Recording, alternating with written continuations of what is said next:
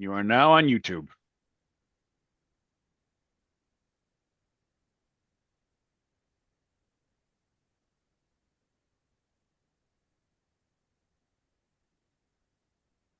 Now on YouTube.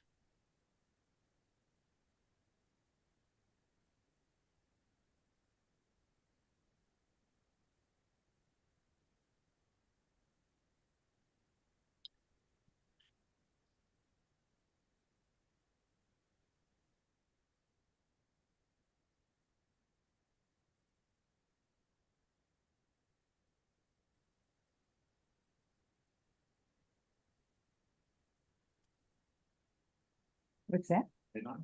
Oh, no, it's just right. I was afraid it'd get too dark if I did, or too light if I did. Okay.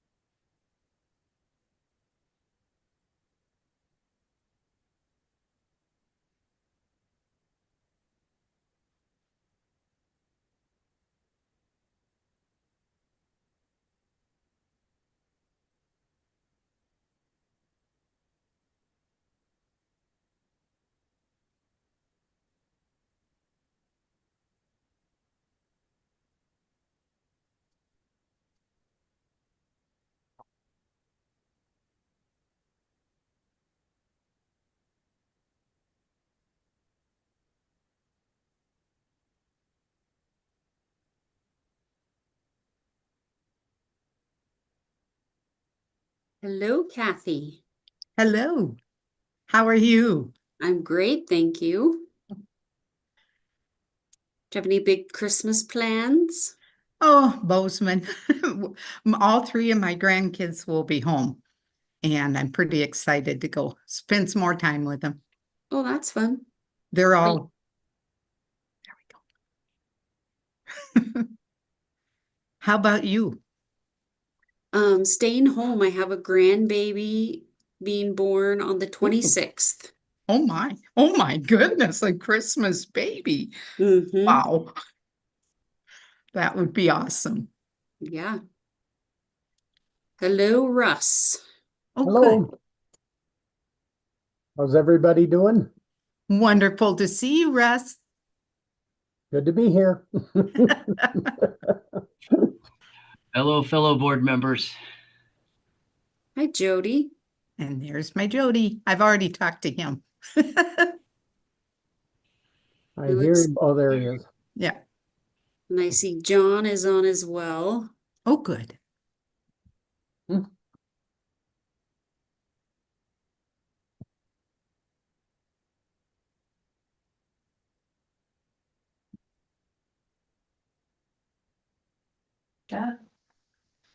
Good afternoon, everybody. This is Christy Clark. How are you guys? Excellent. Good. Fine. So is this everybody? Yeah, okay. Eric's toaster.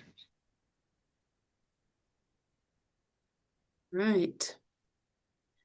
Madam Chair, I have 1 o'clock and we do have all board members present, so at your leisure, ma'am.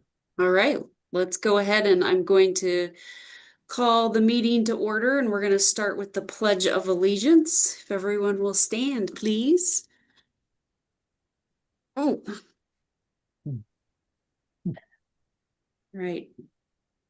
I pledge allegiance to the flag of the United States of America and to the republic for which it stands, one nation, under God, indivisible, with liberty and justice for all.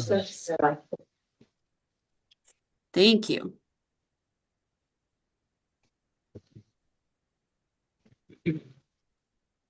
All right. Our first item of business is approval of our June meeting minutes. There any questions or corrections anyone needs to make?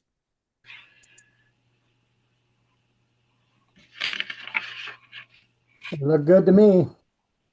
Would you like to make the motion? I approve to, I move to approve the minutes from the June 16th board meeting. I'll second that. All right, motion's been made and seconded. Any questions? With that, let's do a voice vote. All in favor, say aye. Aye. Aye. Motion passes unanimously. Then let's go ahead and start with our board member reports. Mr. Kipp, would you like to go first?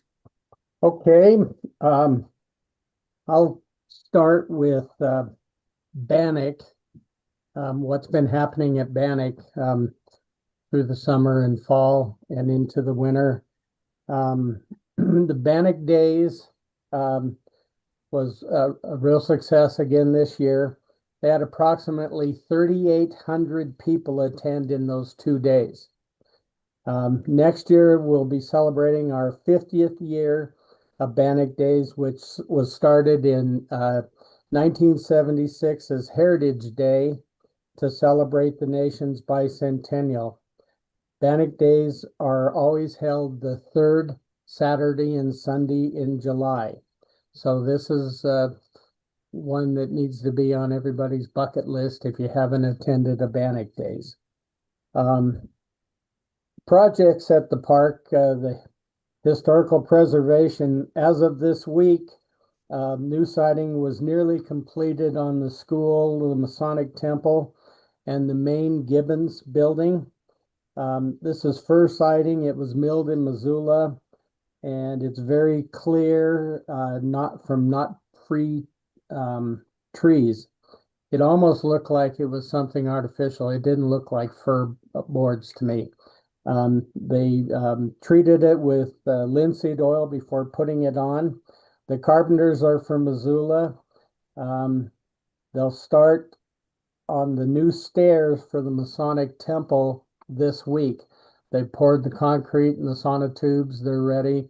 So they'll just need the construction of those new stairs going up to the Masonic Temple and just a little bit of finish work on those two buildings. And they'll be completed with that. Siding project money comes from the state for those buildings. The Bannock Association is funding siding for the Methodist Church project, which will take place in the spring. So the same two guys will be back from Missoula and they'll work on re-siding the Methodist Church. These look pretty shiny right now, but if you remember what the boardwalk looked like when they first put that in, and then now it's all grayed in, it looks like it's been there forever. So the siding will gray in and look real good in just a year or 2 years. The Ghost Walk was held always the Friday and Saturday before Halloween. And then so that was October 24th and 25th. There are 2 shows per day, and they were sold out.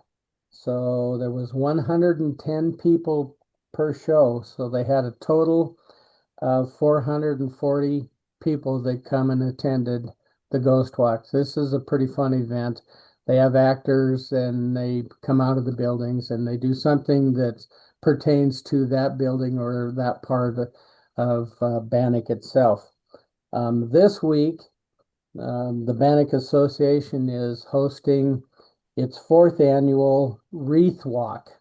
So people from the community have built a wreath and they've taken it up there, and John and his crew went around on the buildings Sunday and hung those wreaths up. So anyone visiting the park this week will see all the wreaths on the buildings. Then they vote for their favorite. And then next on the 13th, then there's on the 13th, there's a reception at the, I'm running off course here, excuse me. Okay, the wreaths will be auctioned off during the reception held at Bannock on the 13th. This event is sponsored by Bannock Association and will help fund projects at the park, which, similar to a project, is the Methodist Church help siding that. So that's all I've got for Bannock. The other thing that's pretty neat in my district here is Lewis and Clark Caverns annual Candlelight Cave Tours. They're taking place this year on December 19th, 20th, 21st, at 26th, 27th, 28th. You got to buy tickets before you get signed up. You get a hold of the Fish and Game and get on that list. They sell out as well. My wife and I did this a couple years ago. It's awesome. It needs to be on your bucket list as something to do at the state parks. So that's all I've got from down here. Great. Thank you. I'm going to go in a little bit cockeyed order. John, would you like to go next? Sure. Yeah. Okay, so I'll start with Lake Elmo State Park. They had quite a few visitors in May. They broke a record of 1,305 cars that month. So with parties and big sky games, which was pretty good. They had a great in June kids fishing day. Lots of people there. And in July, there were tons of people on 4th of July. A a Jeep Cherokee burned in the parking lot. That was exciting.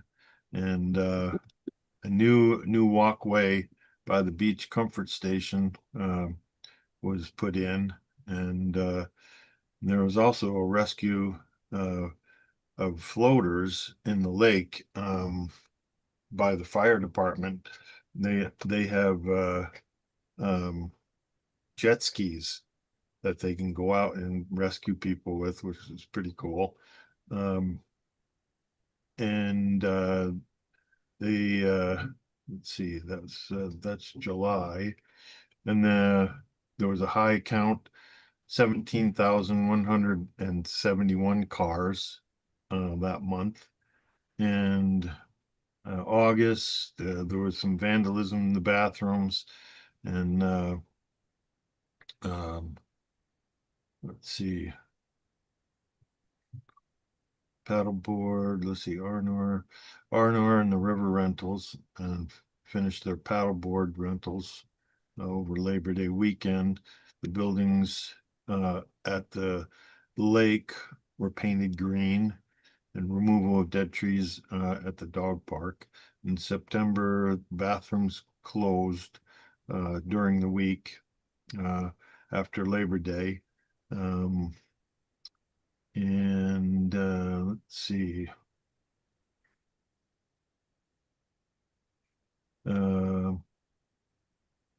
October, they started the winter shutdown or winter hours, excuse me. And design and construction came to talk about the parking lot reconstruction and bank erosion and the bathroom renovation. Let's see. And they're talking about renovation or maintenance of the dog park and water access updates. And then this month they closed the upper parking lot for the winter. Then all the parks are transitioned to winter hours at this point. And let's see, Pictograph Caves. They did some asphalt patching. There were some potholes that needed fixing, and they fixed those potholes, but there's plans to repave the road next spring. And see what else at Pictograph Caves. They're planning a new interpretive plan for Pictograph Caves. And let's see. And then Cooney State Park. They finished the environmental assessment for the Cooney shorelines that got destroyed in the flood in 22. And then that's going to be paid for by FEMA and Fish, Wildlife, and Parks. Let's see.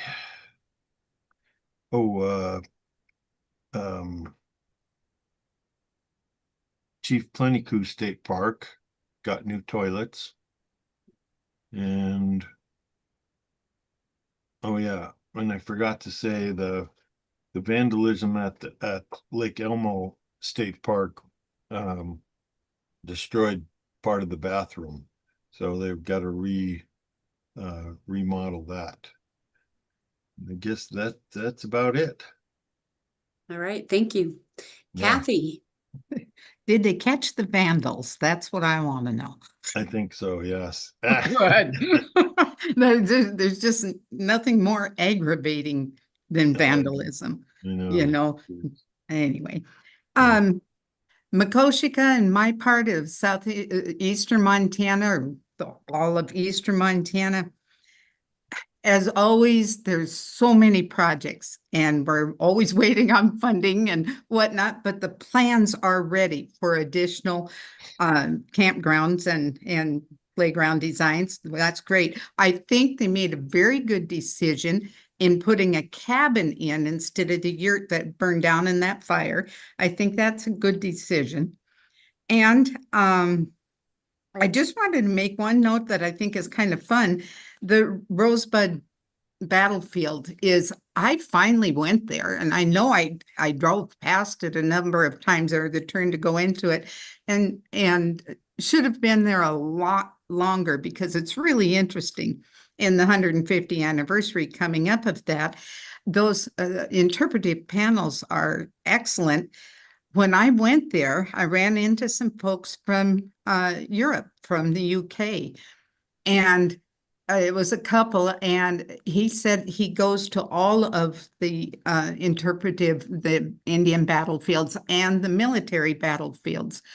And I just found that interesting. You know, Europe does think about us. And when I was up in Makoshika last, which wasn't very long ago, the same situation there, I ran into folks from Europe, and that surprised me. Part of that is Southeastern Montana Tourism, which I've been on that board, has done such an excellent job of promoting tourism, which helps our state parks, of course. Dino Dave's podcasts from down there are amazing. If you ever get a chance to look at Dino Dave's podcasts, they're hilarious and really, really good. That's about all I have to say. I'm very proud of the people, that hard work they put in. It's amazing. There's always going to be challenges. One of the biggest challenges we always have is that road going into Makoshika has been handled very well and everything, but it's still, there's kind of a soft spot about 3/4 of the way up that gives them fits every year. And so I commend the park staff on their work, keeping that open. And really, that's all. Thank you. Great, thanks, Kathy. Jody?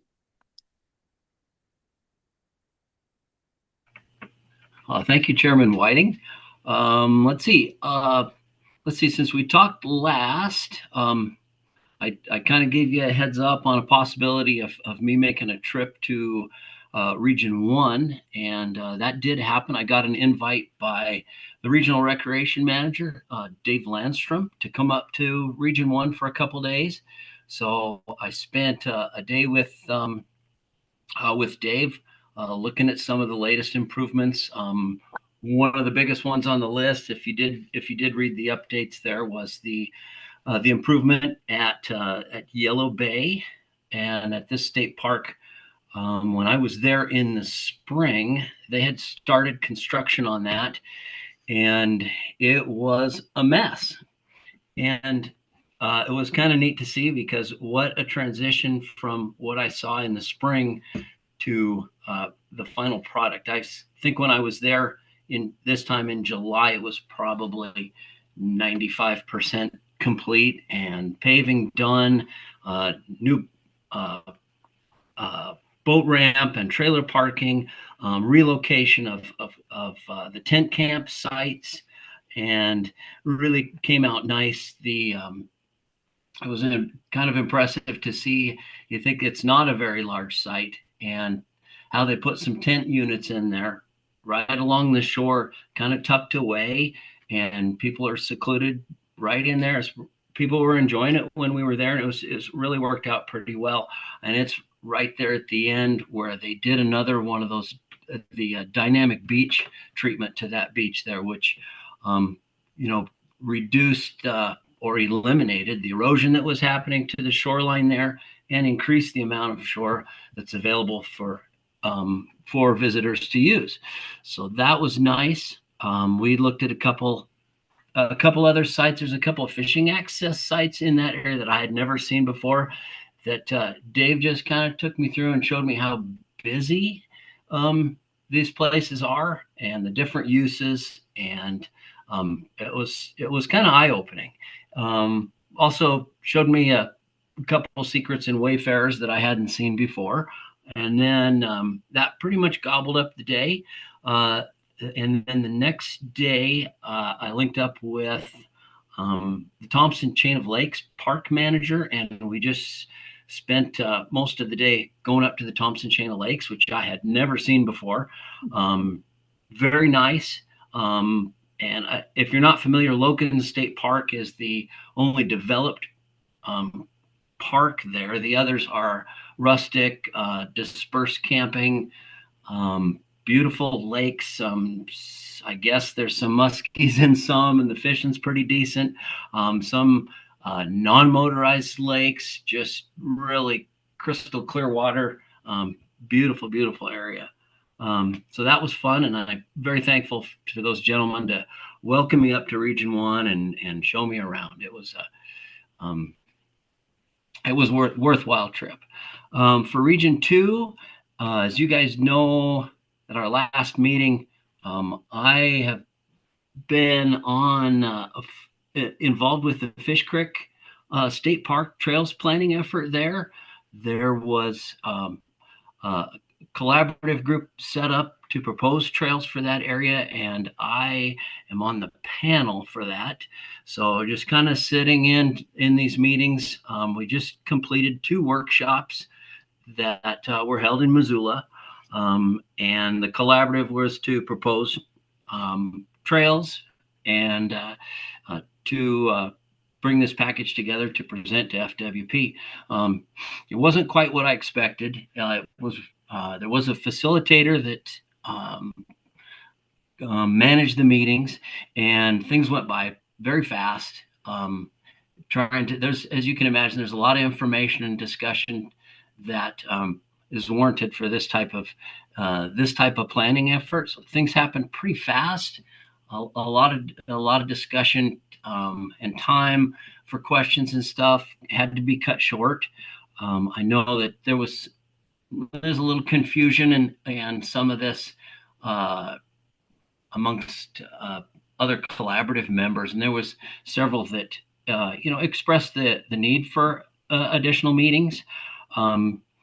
But some of the topics that I think that was kind of a surface level discussions that took place. I think there was certain issues could be dug into a little bit deeper. Certain things that you would expect, like actual details on trail location, connectivity, maintenance issues, safety, partnerships that could be created. So I think that there was a lot of good proposals that will come out of that.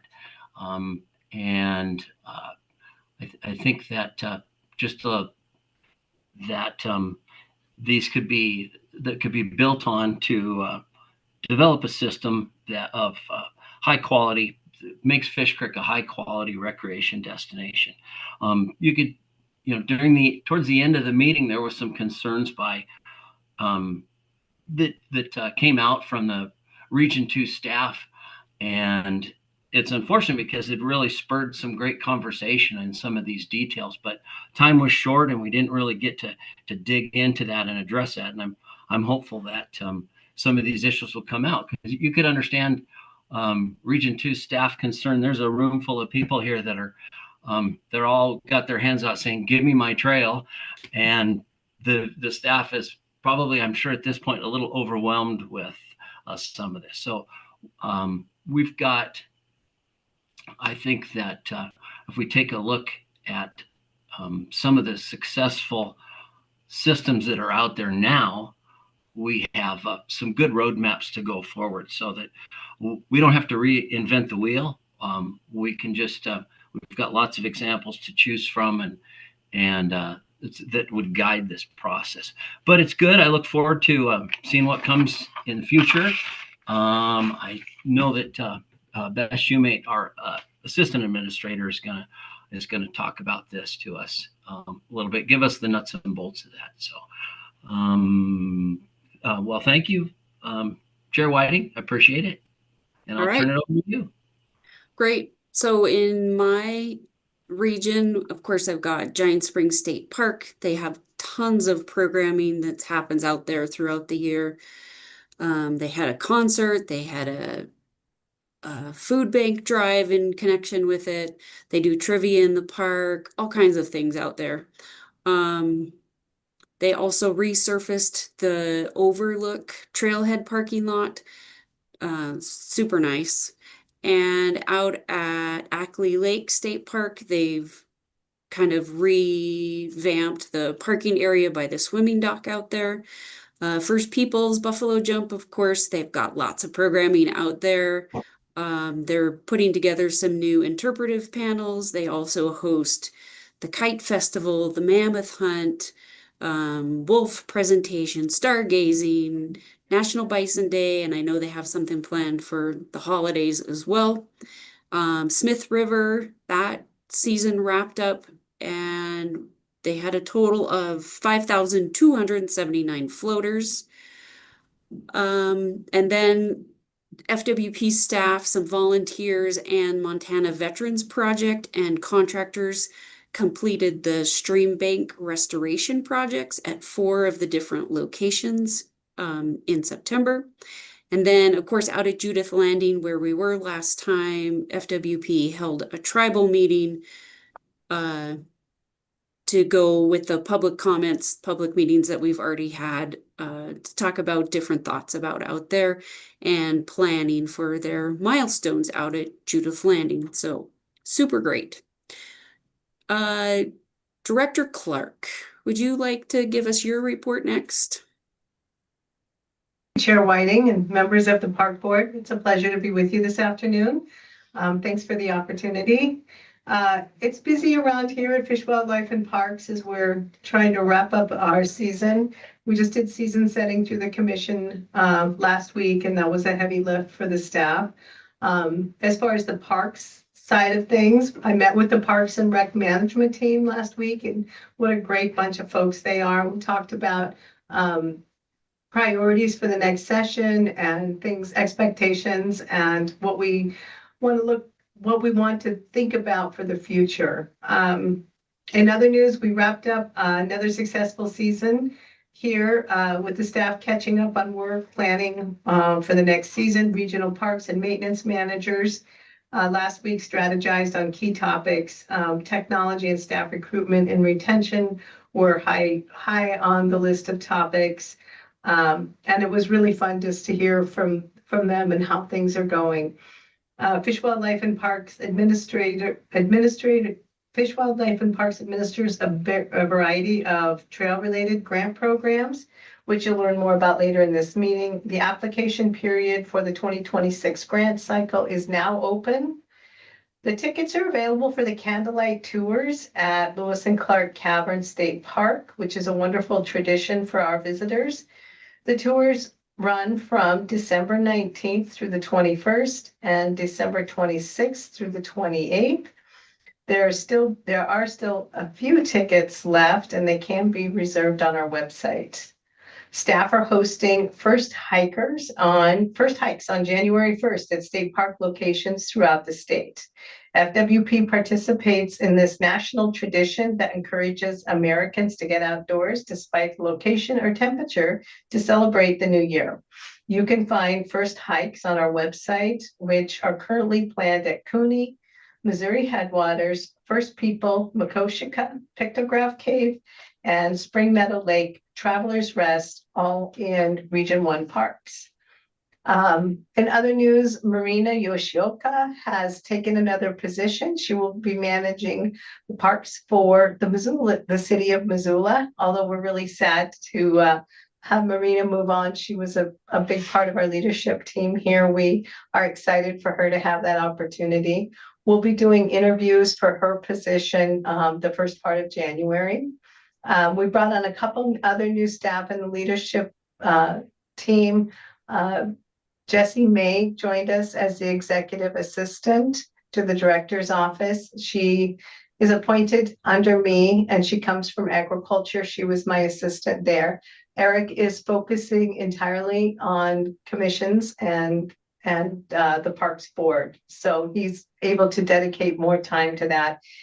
We appreciate all the work that Eric has done. When I got here, Eric had 4 entirely full-time jobs. So trying to manage workloads as best we can. I I added another position. It's a chief of central services. And she started, this is her second week, and it's a new position that it's been in Fish, Wildlife and Parks off and on. But when I got here, it had been eliminated. So I brought that back. Michael Wilkerson joined us. She is the new chief of administration. And so she will be overseeing HR, IT, and accounting. So I'm happy to have some new faces. Awesome. I know some of those people and you have chosen very well. So congratulations. All right. Chair. Staff has 2 presentations for us. We're not taking any action on them, just presentations. So the Fish Creek Collaborative update. Yes, good afternoon. Yeah, Chair Whiting and Parks and Recreation Board members and Director Clark. My name is Beth Shoemate, Assistant Administrator with the Parks and Recreation Division. Before I begin, Eric, are you going to do a screen share? I do have a few slides. Yes, whenever you're ready, I'll pull that up. I don't have it with me, Eric. I thought that you were going to pull it up. I'm sorry. Yes, no, I'm just waiting until you're ready. If you're ready, okay. get that pulled up. Okay. Yeah. Okay, great. So while he's doing that, I can just start with a little bit of history and background. Thank you, Eric. So this is just a presentation about the recent planning efforts at Fish Creek. So I'd just like to first start in trying to orient people to where is Fish Creek in the state of Montana. It is located in Mineral County, which is approximately 40 miles west of Missoula, 25 miles east of Superior. The Elberton Gorge, which probably is a familiar location to a lot of floaters, is nearby and offers opportunity for water access and river recreation. Fish Creek State Park covers more than 5,600 acres, making it the largest state park in western Montana. FWP purchased the Fish Creek State Park in 2010. The park is part of a larger state and federally owned public land complex covering more than 45,000 acres. So I'd also like to mention some important background of how we got here. Over the past couple of years, we have embarked on a robust planning effort called the Fish Creek Recreation Strategy. That was finalized in September 2024. The strategy provided a broad framework through an interdisciplinary, holistic approach for managing recreation within the Fish Creek watershed. Rather than prescribing specific actions, it outlines guiding principles aimed at balancing recreational use with the protection of fish and wildlife habitat, cultural and historical resources, as well as community values. This recreation strategy was developed through collaboration with DNRC as well as the U.S. Forest Service. The strategy promotes a coordinated, conservation-minded recreation experience across all of these public lands, including the state park, wildlife management area, as well as some fishing access sites. Next slide, please. So slide 2, some of these pictures give you a little bit of an indication of the beauty within the Fish Creek complex area. And so building on this public engagement foundation in the strategy, FWP is now developing a Fish Creek Trails plan that Member Loomis alluded to. He is on the Fish Creek advisory team there. And this plan will help guide the creation of a sustainable multi-use trail network for motorized and non-motorized users across the Fish Creek complex. To support this next phase, in July 2025, FWP appointed the Fish Creek Collaborative, a diverse group of local citizens, stakeholders, and recreation user groups tasked with advising on trail development, maintenance, and management. The collaborative's focus is identifying opportunities for purpose-built hiking, biking, single-track trails, as well as evaluating existing road systems for potential motorized loops and connector routes. While advisory in nature, the Fish Creek Collaborative has played a key role in fostering transparent, consensus-based discussions and recommendations that will ensure we can enhance the recreation while safeguarding the area's cultural and natural integrity. Slide 3, please.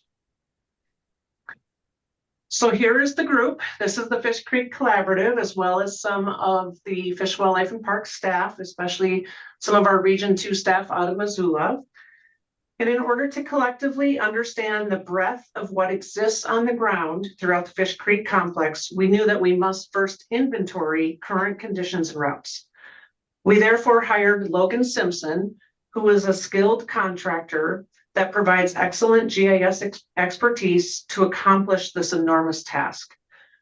They mapped over 300 miles with photo documentation in the thousands throughout the summer and fall of 2025. FWP then organized a field trip, and this is the picture on the screen, throughout the Fish Creek complex, where Fish Creek Collaborative members and the staff observed key locations, the current conditions on the ground, in order to better understand current use as well as future opportunities. Next slide. So the primary points of interest, this is a little bit of a busy map, but I think it also displays just how large this complex area is.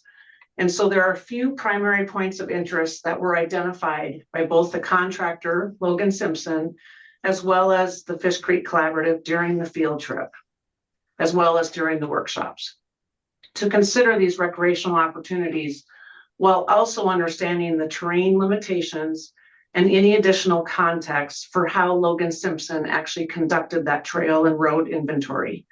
In the interest of time, I would just like to highlight a few notable locations. Number one is the famous Big Pine Fishing Access Site. If you haven't been there, it is, I don't know if it's the largest pine tree in the state of Montana, but it is definitely worth going to, and is certainly a destination. Number two is Whitetail Flats, which is a flat, accessible area with existing recreation demand and is located near Interstate 90.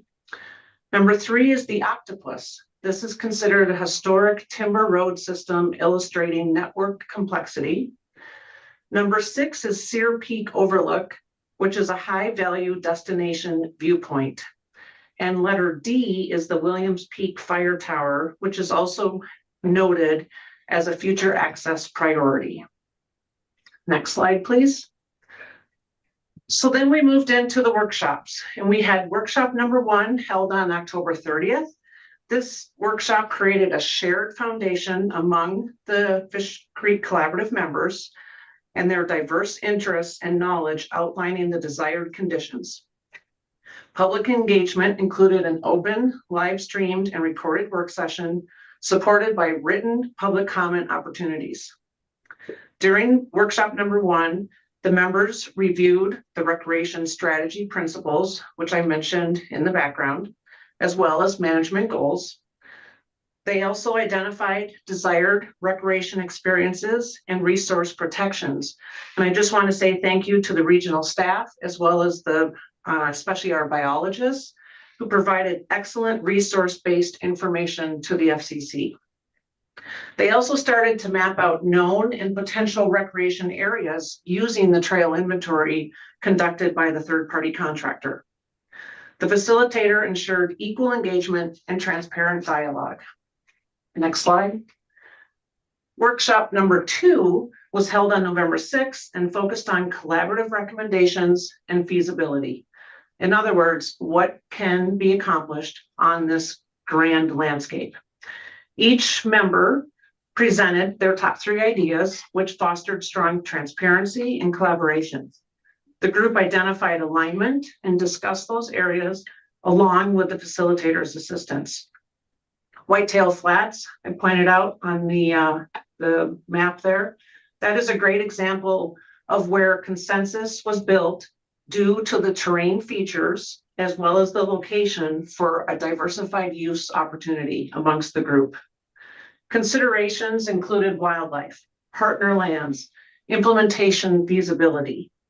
Other details noted include terrain features such as, did a route include a jagged cliffside that makes it impassable?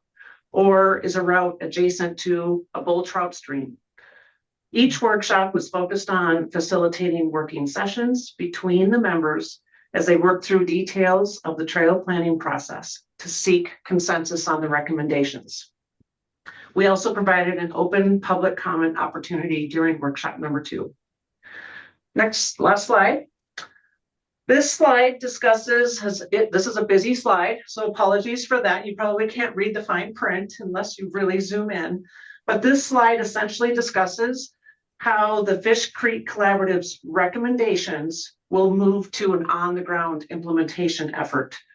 So we are at the beginning of the trails planning process, and 5 more phases remain before the process would lead to implementation efforts. As you look at this very busy slide, we are currently at step number 2. The facilitator and the Fish Creek Collaborative members are currently finalizing the recommendation package, which FWP then expects to receive early in the new year.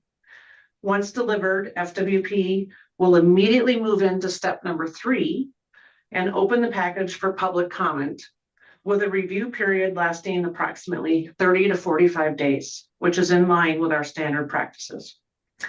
After the comment period closes, FWP will conduct a thorough internal review, which is step number 4, to align with management objectives, statutory and legal requirements. This review will evaluate compliance with laws, policies, resource and operational impacts, as well as funding feasibility. Additional public engagement will then again occur in step number 5 during the environmental review process, which includes another public comment opportunity. Depending on land ownership, state or federal, all project work must be evaluated through an environmental review, NEPA or MEPA process to be eligible for any future funding opportunities. Step number 6 includes securing project funding, which we hope includes the Fish Creek Collaborative and local trails community to foster the recommendations and help implement trails plan goals. So I just want to finish by saying a huge thank you to all of the Fish Creek Collaborative members, the advisory team, as well as the regional staff who have provided countless hours and relentless energy, especially in the last year, towards this planning effort. We are very grateful for your genuine care and interest in the Fish Creek landscape, and we hope that you remain engaged. Thank you. Great. Thank you, Beth. I appreciate that FWP always does such a thorough job of asking for public input and giving the public multiple opportunities to respond. So thank you for that. Chair Whiting? Yes. I got a question for Beth, if that's okay with you. Beth, do you know, with Logan Simpson, the contractor that did that trail inventory, do you know what the cost of that was? And member Loomis off the top of my head, and thankfully I have Hunter Harridge here who actually helped to work on that contract. I believe that was right around 50,000, 40,000.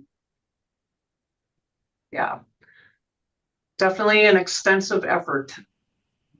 As they always are. Thank you very much. Yes. Yep. You're welcome.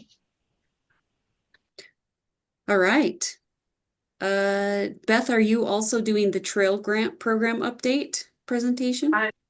Yeah, Chair Whiting, and we actually have some guest presenters here today. We have our Trails program staff, so I'll turn it over to Stephanie to start us off with the Trails program. Yeah, great. Thank you. Thank you. And Eric, if you wouldn't mind, I believe Beth sent you some slides. Thank you so much. Hello, my name is Stephanie Clement. Thank you for having me here to find a little time to talk about the Recreational Trails program.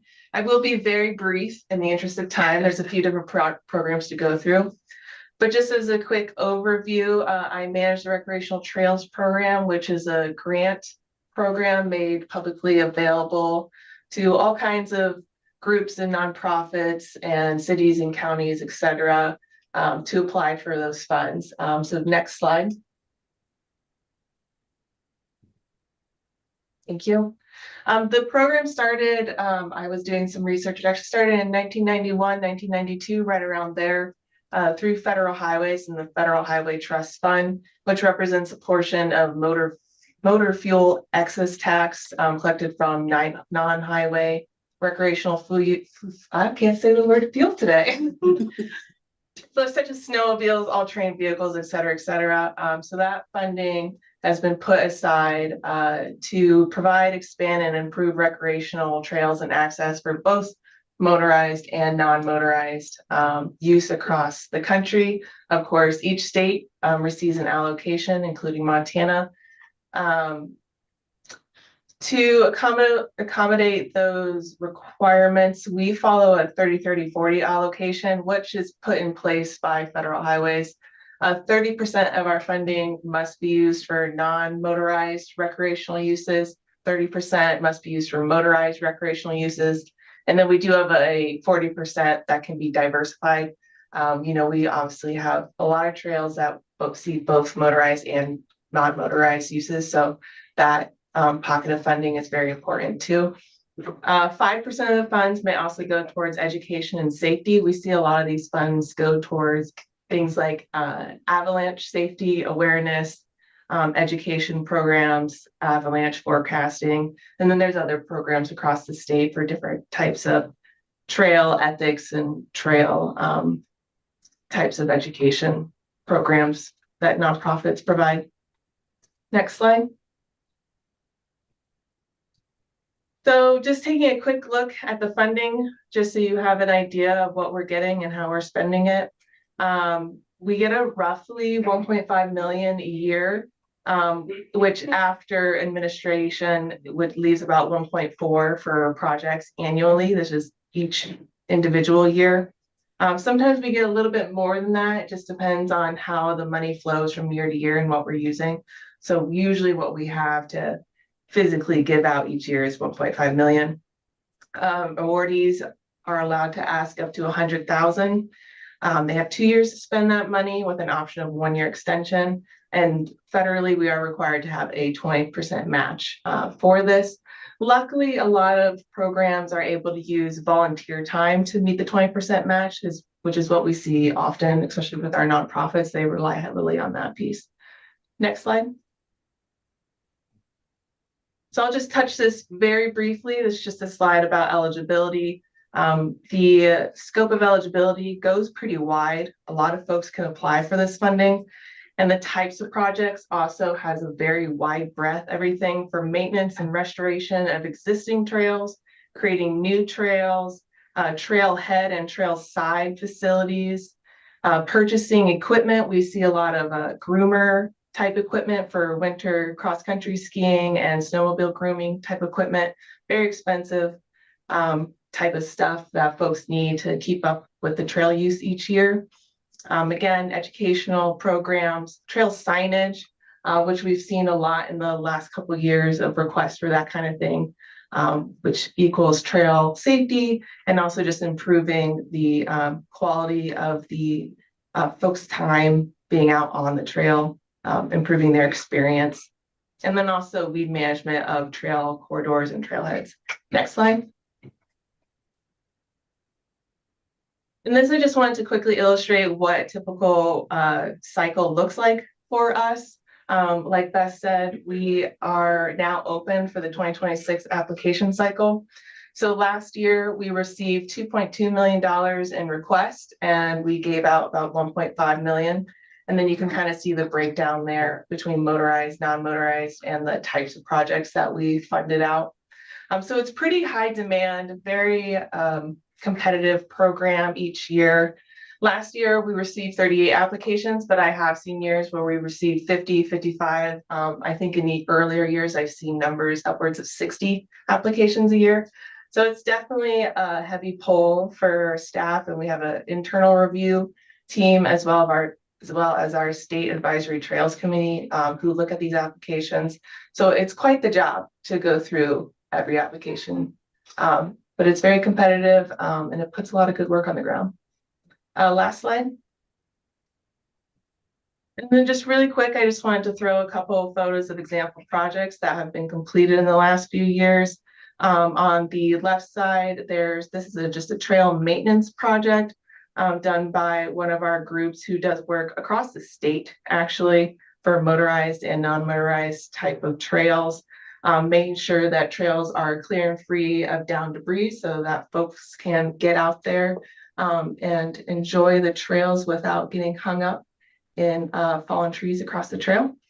And then the one on the right is a project taking place on the Gallatin Valley Land Trust trails, where they had a lot of erosion problems and the trails just getting really mucked up from the rain and the folks using the trail. And then the trail was starting to widen because people don't want to walk through the mud, of course. So then you get like these social trails.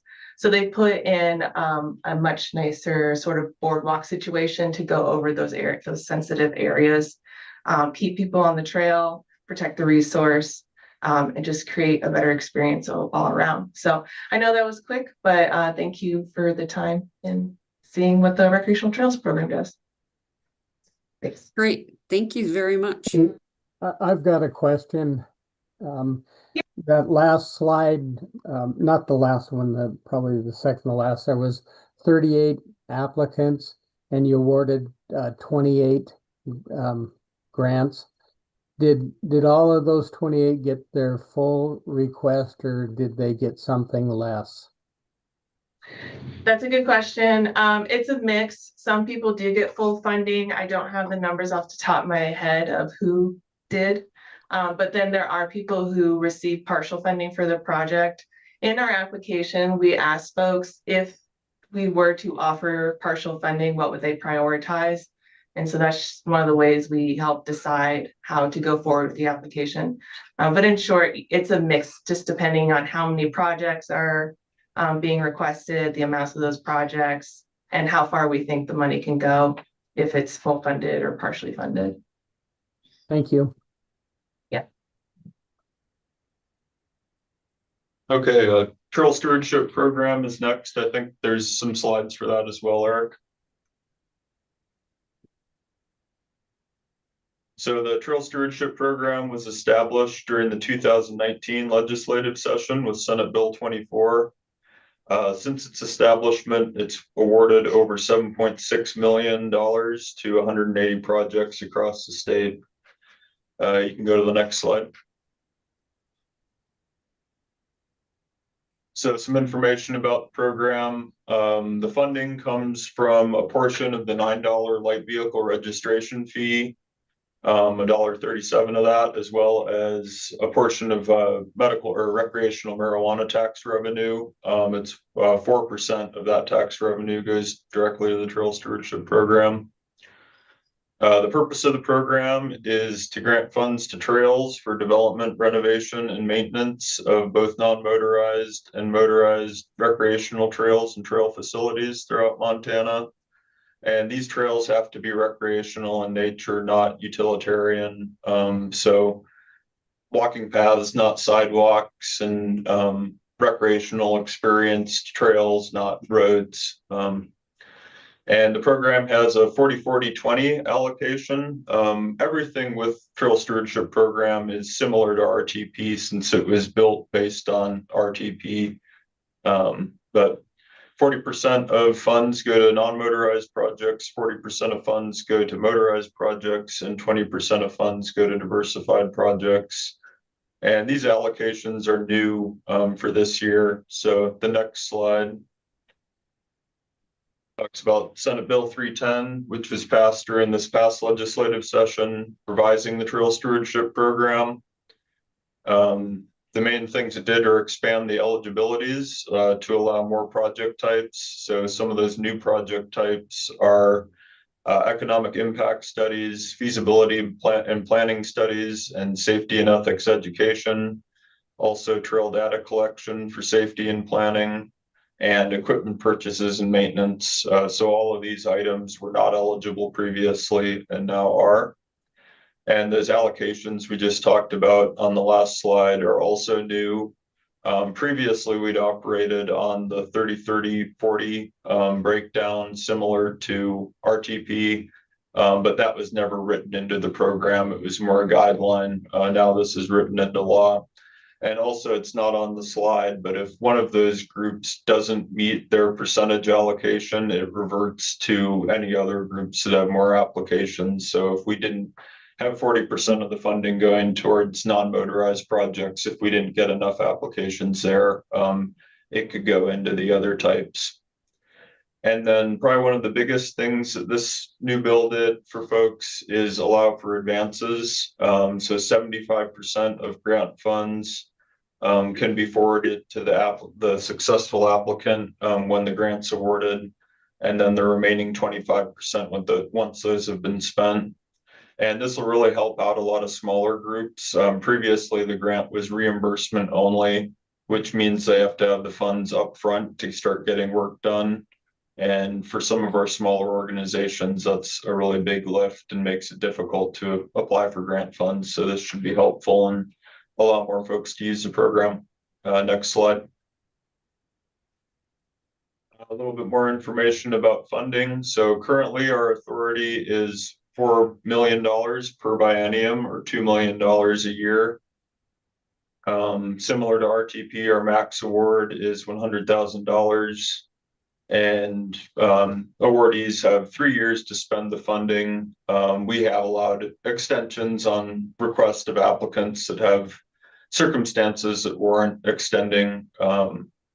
Some issues with COVID and issues with like federal work crews with the Forest Service and stuff have led us to extending some of those grants out farther. And 10% match is required to use the TSP program. Similar to RTP, it can also be volunteer labor, cash, and also grants from the other grant programs can be used if it's for the same project and they already have that funding. Next slide. Eligibility is pretty much identical to RTP, and eligible project types are very similar. Essentially, if it's for trails, trail maintenance, trail construction, it's allowable. Trailside facilities, so any facilities like trailheads, restrooms, benches, things like that, that better the trail conditions and the experience for trail users are allowable. Things like grooming, storage of equipment, maintenance of equipment, restoration of areas that have been damaged by trail use or unauthorized trail use, or weed management inside trail corridors is all allowable. And development of ethics and education material and feasibility studies and planning for trail development, something like a city trails plan is allowable. Next slide. And looking back at our 2025 cycle, we had 61 applications or 3,800,000 and change and applied for funding. And we were able to award 44 of those applications funding, just over $2 million. And you can see the breakdown amongst the different user groups there. I think probably about a third of those were partial funded awards and the rest were fully funded. And most of the projects were trail maintenance. We had 12 newly constructed trails that were awarded funding last year. Next slide. And some project examples. On the left there is the Trafton Trailhead Initiative, which is Malta Trails project out of Malta, Montana. This hasn't been completed yet, but it's currently in the works, and the vision is to create a walking bridge similar to what's in Fort Benton. The community is definitely really excited about it. The TSP grant will probably only be a little piece of the funding they need to complete the project, but there's a lot of momentum behind it, and appreciation in Malta. Crystal Cedars Trail, Gateway to Glacier Trails up out of Columbia Falls, Montana. This project's kind of above Flathead Lake, I believe, to build multi-use mountain bike and hiking trails. And they got several trails built this summer there. And the next slide.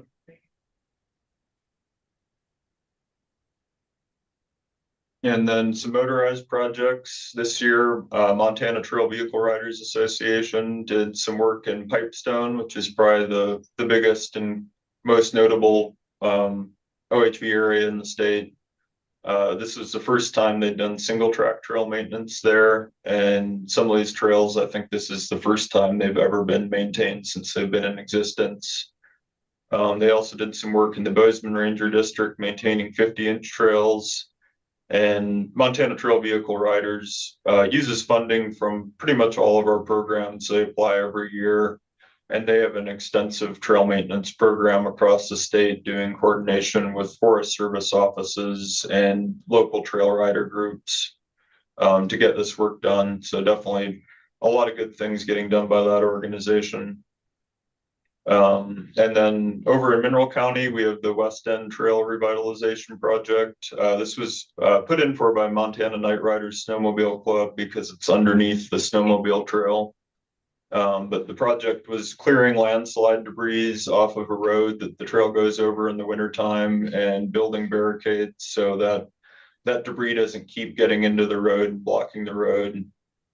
So they moved a very substantial amount of rock out of the road. I think if I'm remembering right, it was 18 semi-truckloads, and then brought in those Jersey barriers to shore up the bank on the side of the road there. And like Stephanie said, our 2026 application cycles are now open. Trail Stewardship Program's application cycle is open until January 30th. And those applications can be put in through web grants. Thank you. Great, thank you. I have a question for you. You have 2 million annually in authority. The combined amount from the marijuana revenue tax and the light vehicle fee, is that close to that $2 million annually? I don't know. That would be a budget question. We can get back to you on that. Yeah, no, just out of curiosity, because sometimes I think people forget there's a difference between authority and actual budget dollars. So thank you. I'd like Chair Whiting. Oh, sorry.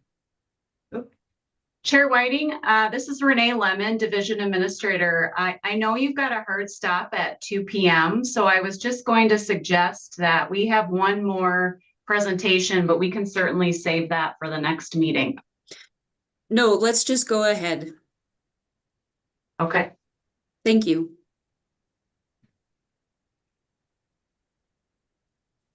Okay, Chair Whiting and the Parks Board members. Eric, if you could do, I don't know which is next, OHV or snowmobile. I'm not sure which order they got put in. You thought you were getting off, didn't you? Whichever way, so.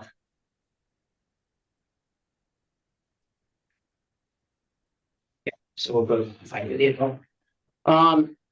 So I run the motorized grant programs and programs for the state of Montana through FWP. I also, just as a note, I also run the community shooting range grant program. So I deal with a lot of people in the state, a lot of volunteers, and the volunteers are probably the biggest part of this whole grant process. We don't pay people to do things in a lot of cases. They're using the funding just for those things that they're trying to do to get the equipment to clean up a trail or to doze a trail or whatever the situation is, to buy the materials. And so without those volunteers, and I know many of you are a part of that, without those volunteers, we wouldn't have our programs to run here in the state. Next slide, please.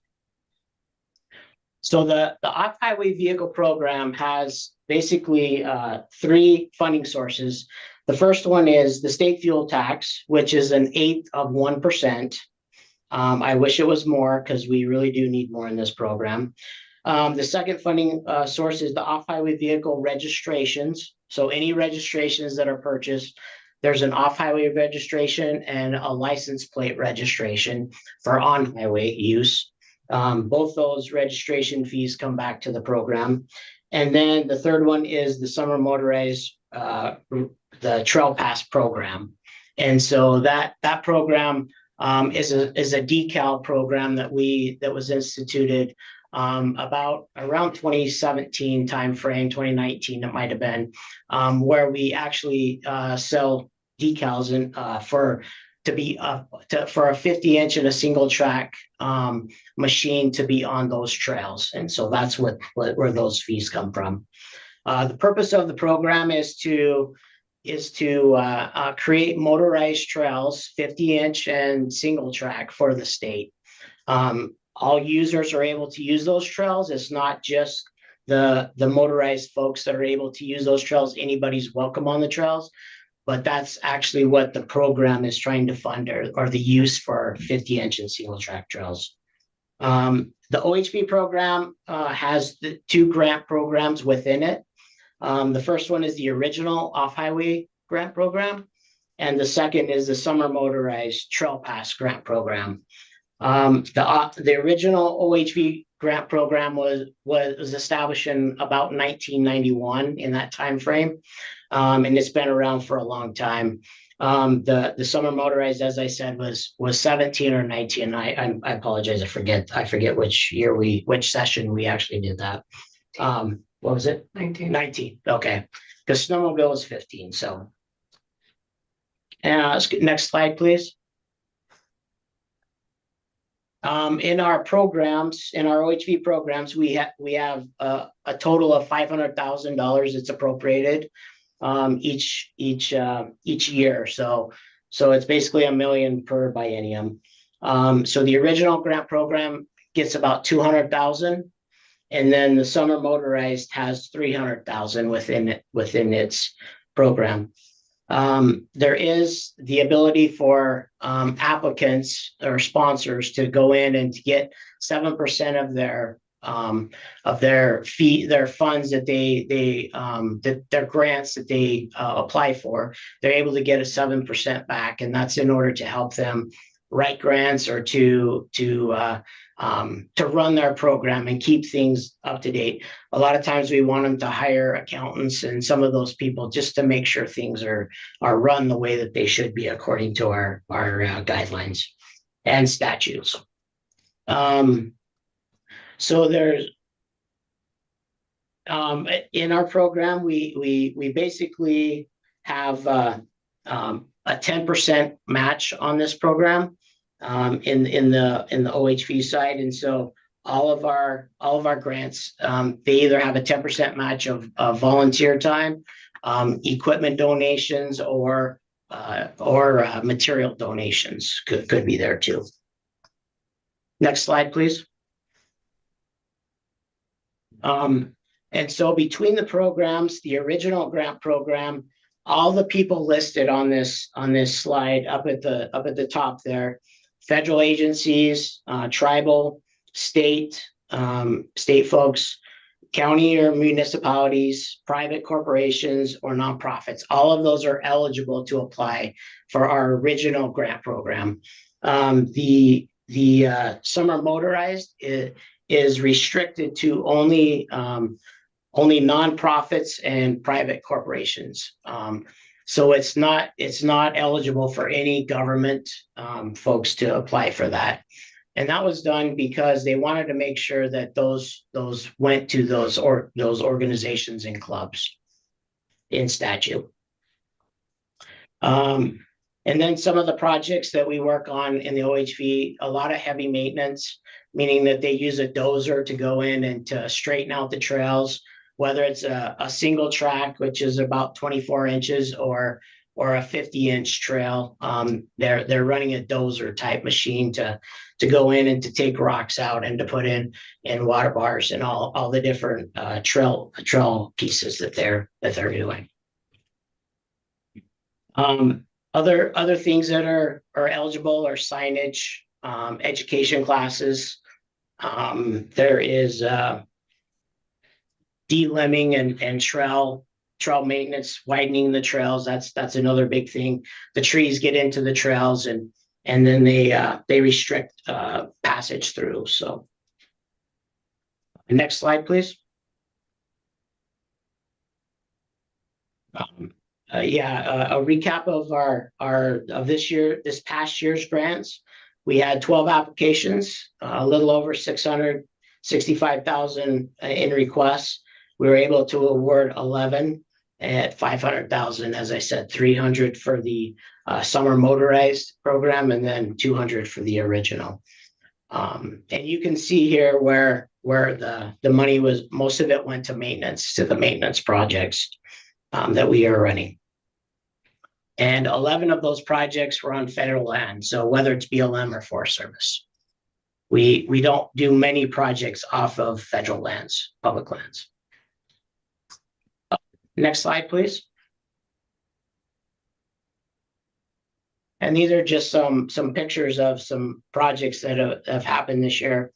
On the left, we have this is single track trail clearing, where they cutting trees out of the trail that come across during the wintertime or over the years. Sometimes these trails don't get to they don't get to them every year.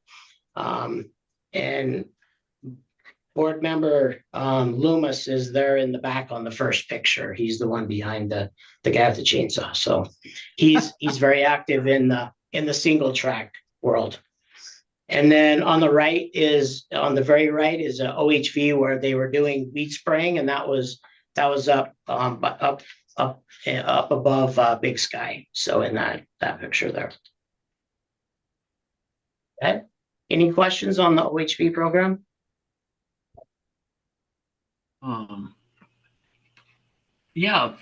Board member White. Seth, I've really kind of got some of what's rubbed off on me is when I first started serving on the CAC for the OHV program, and then later for a little while on the summer motorized trail pass program for 7 years, and with Beth and you, and it was a learning experience, and it's kind of rubbed off on me, and now I just can't get enough of talking about trails. Your guys' work has done you guys are just great to work with, and you've been so helpful. I just kind of wrote a quick list of just a few of the projects that have been completed over the years just in the Helena area.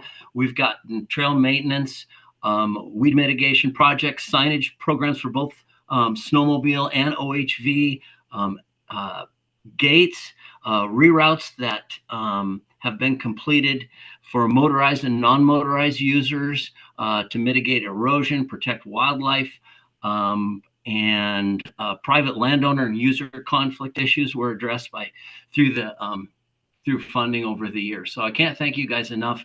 And for the folks on the board, these guys are fantastic to work with. They bend over backwards to help you get your project done. There's training available to help folks with their grant applications. There's a few folks that I try to help out and as we can, because trails are what get us all outside. So thanks to the the staff there at FWP and these grant programs and your passion for the trails. I share it. So thanks, guys. All right. Do you have the snowmobile one to present as well? I do, unless you don't want it, then. But I do. Okay. No, let's just go forward. Okay, thank you.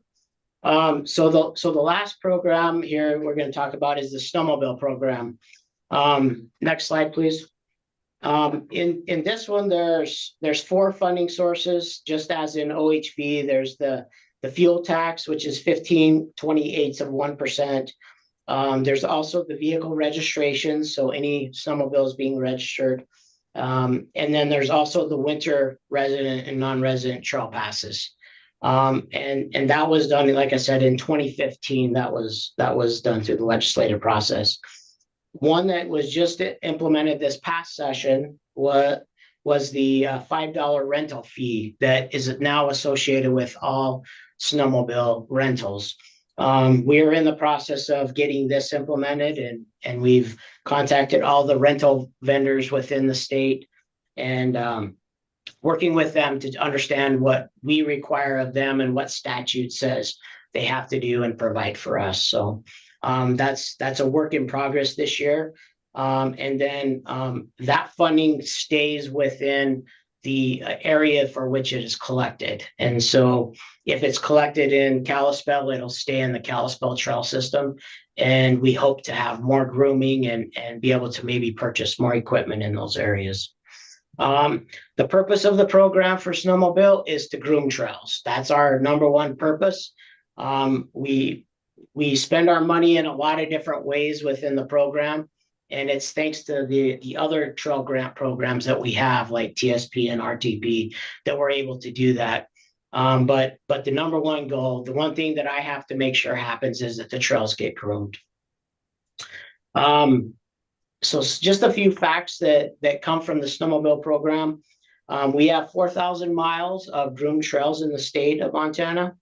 And so that's a lot of trail. That's a lot of miles. That's a ton of grooming that happens throughout the state. We have 28 large groomers, and so they look like a big tractor. I do have a couple pictures on the back page that you'll be able to see, but they look like a huge tractor, and they pull around drags or they pull around tillers. So they're like a big rototiller. And what it's a whole science of snow science, but what they're doing is they are heating up the snow and they are compacting it, and then it freezes, and that's what creates the groomed trail. And they do this through drags and through tillers and all other methods that they can. We have the FWP has well over 100 pieces of equipment out in the state that I try to manage. I have to know that they're running, that they're working, that we keep them up to date and maintained, and so they could be used. Some of them are trucks that haul groomers around the state, others are plows. And then of course our big groomers and then our utility groomers, which are just snowmobile groomers. And we use those in a few areas where we can't get a big groomer. Let's see. And then, like I said, there's well over 10,000 hours of volunteer time that happens every year just in the snowmobile program, just to keep the trails open, the trees off the trails, and then also the groomers maintained and running. Next slide, please. Annually, Montana, we get about 850,000. We are appropriated 850,000. 500,000 of this is for our grant program for the grooming, and then 350,000 is for equipment purchases every year. The hard part about that is one groomer now is over $300,000. So the price just keeps going up over time, and equipment prices, we all know with everything, has really risen here in the last three to 4 years. And I used to be able to, when I first started, I could pick one of those up for about 220,000, and now they're well over 300,000. And the big groomers, like what West Yellowstone runs and Seeley Lake, those are closer to 500,000 now. So brand new. So for the most part, we buy used equipment because we can't afford brand new stuff. So the people that apply for grants we have 25 clubs that I actually award grants to every year.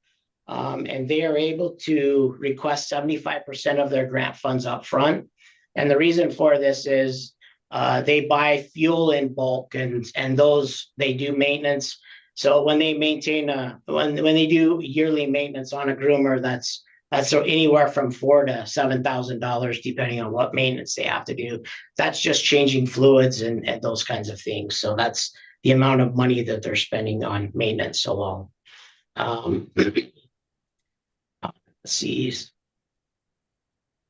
And yeah, the grants are only 1 year in the snowmobile program, just the way they're appropriated. So they have 1 year to spend the money. And there is no match required. And the reason really is because we have so many volunteers running everything that There's just tons of volunteers. There's not very many paid people within the program. And then, like I said, next slide, please. The eligible applicants are the 25 snowmobile clubs that are within the state. And then project types, things they work on. They work on bridges to make sure that bridges are maintained and will hold the groomers as they go across in the winter, and that they'll be able to have a groom trail across.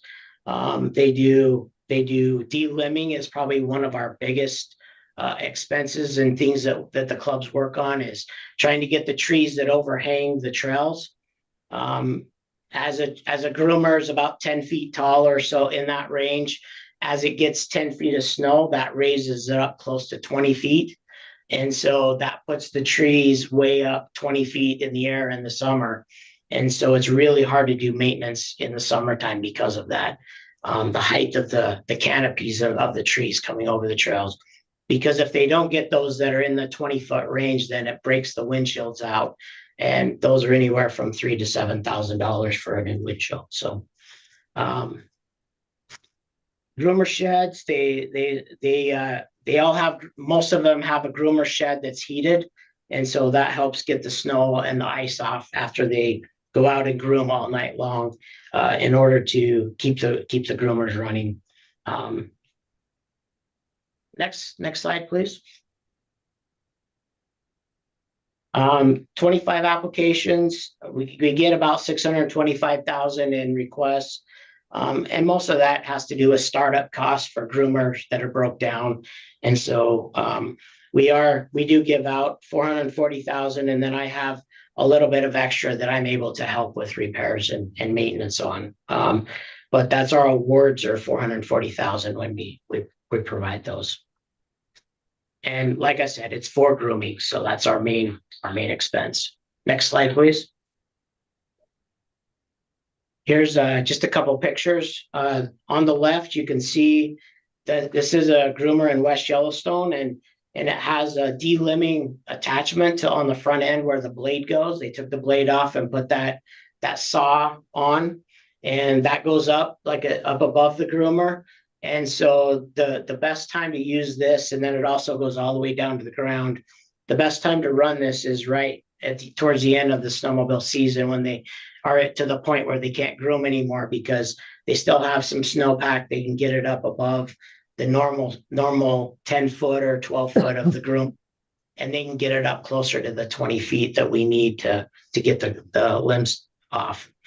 And then on the groomer in the snow in the dark, that's in Seeley Lake, and that's a real picture that was taken about 4 years ago there at their warming hut. And then the picture in the middle is that was a class that came in and did a bunch of training. They just all went and took a picture in across the meadow there at Kings Hill. So, and then also a groomer running on the right hand side too. So, any questions on the snowmobile program? I have one question. The trail system, I'm down in the Grasshopper Valley. Mhm. The trail system that gets groomed goes across Forest Service, Montana state lands, and some private property. Does the state enter into some kind of a contract with the private landowners to groom across their property? We do, but that's also a big problem that's coming, is as these lands are being transferred and sold, the new folks don't want us to do that anymore. They don't want to open their private property up for these trails and grooming. So that's one of the things that we are actually working really hard on through the program, is to try to do our best to create these relationships and some other agreements that might help us in that process as these are being changed. It's also happening with plowing. So plowing is a big problem we're facing, where someone buys a house, and we have quite a few of these around Helena. they buy a house up in the mountains, they have enough money that they can pay a private person to come in and plow the county road basically all the way up to their house. The county doesn't really want to stop them from doing that, but it takes up our groomed trail because it doesn't have an agreement that will allow us just to stop that. So, Yeah. so those are some of the issues that we are fighting right now to try to help keep our trails open. Okay, thank you. Yeah. All right, is that it for the updates? Chair, yes, it is. Awesome. Thank you for that very much. Is there any public comment? Anyone registered for public comment Madam today? Chair, we had no registrants for public comments, so at your leisure. Great, thank you so much. Well, and seeing no other items on our agenda, I would like to wish everybody a very Merry Christmas and Happy Holidays, and thank you so much to all the employees with FWP for all you do. And with that, I adjourn the meeting. Thank you. Thank you. Thanks. You. Thank you. Happy holidays. Yeah. Bye. Merry Christmas.